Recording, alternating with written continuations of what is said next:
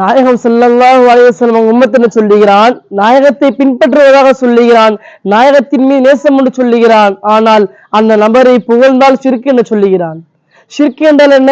நாயகத்தை கடவுளாக்க வேண்டும், நாயகம் கடவுளாக்கப்பட வேண்டும். ஒரு விஷயம் தெரியுமா? நாயகம் ஸல்லல்லாஹு அலைஹி வஸல்லம் ஜெயித்த இடம் அந்த இடம் தான். எந்த இடம்? நாயகத்தை யாரும் கடவுள் என்று சொல்லவில்லை, நாயகம் ஸல்லல்லாஹு அலைஹி வஸல்லம் கடவுளாக்கப்படவில்லை.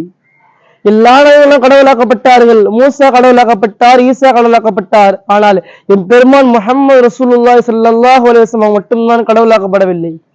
இதுதான் என் பெருமான் முஹம்மது ரசூலுல்லாஹி ஸல்லல்லாஹு அலைஹி வஸல்லம் அவர்கள் அவர்கள் வெற்றி என்று கூட சொல்லலாம். நீங்கள் நாயகத்தை மௌலிது என்றும் மீலாது என்று புகழ் தலையீடு என்று சொல்லக்கூடிய சமூகத்துக்கு நான் சொல்லுகிறேன், இன்று வரை இந்த உலகம் இன்று நாயகத்தை புகழ்ந்து இருக்கட்டும், இனி வருங்காலத்தில் புகழ்வது கூட இருக்கட்டும், மௌலிதில் ஒன்று என்றல்ல 1000 எழுதப்பட்டாலும் அந்த நிறைய மனிதருக்கு நிறைவாக புகழ முடியாது என்பதுதான் உண்மை. நாம மாத்திரம் 120 ஹஸ்ஸான் இப்னு சாபித் ரலியல்லாஹு அன்ஹு அவர்கள் ஆரம்ப 60 ஆண்டு காலம் நாயகத்தை திட்டி திட்டி கடுஞ்சொற்களுக்கும் குடுஞ்சொற்களும் கைப்பிடித்தவர் அவர். மீதி 60 ஆண்டு காலம் அல்லாஹ் தஆலா அவருக்கு வாழ்வை கொடுத்தான். நபி ஸல்லல்லாஹு அலைஹி வஸல்லம் புகழ்ந்து புகழ்ந்து புகழ்ந்து புகழ்ந்து கைப்பிடித்தார். மஸ்ஜித் நபியில ஒரு மேடை அமைக்கப்பட்டு அவர் புகழ ஆரம்பித்து விட்டார். இறுதியா ஒரு வார்த்தை எழுதுவார், என்ன தெரியுமா?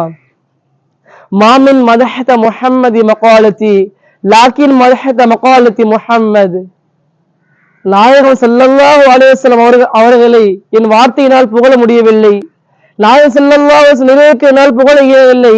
உண்மை என்ன தெரியுமா? நாயகம் ஸல்லல்லாஹு அலைஹி வஸல்லம் அவர்களை புகழ்வதனால் என் வார்த்தையை நான் புகழ்கிறேனே ஒழிய நாயகத்தை புகழ முடியவில்லை என்று எழுதுகிறார்.